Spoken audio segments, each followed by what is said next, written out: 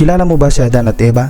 Sila ang mga naunang tao na nilikha ng Diyos sa Garden of Eden. Nilikha sila sa ika-6 na araw. Sila ang pinakauling nilikha ng Diyos. Inihanda muna ng Diyos ang pangangailangan nila bago sila likhain. Ganyan kabuti ang Diyos sa buhay ng tao. Bago tayo likhain ay nilikha niya muna ang ating mga pangangailangan.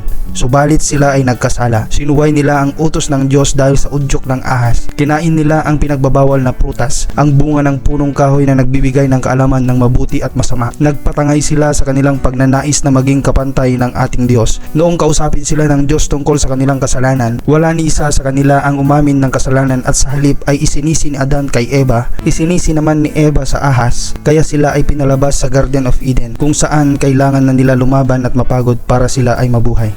Kaya dapat huwag na isisi pa sa iba kapag ka ikaw ay nagkasala. Umamin ka na kapatid upang hindi ka paalisin sa kanyang presensya. Sa tingin mo ka-worshiper, iba kaya ang kwento ng Biblia kung humingi ng tawad sina Adan at Eva?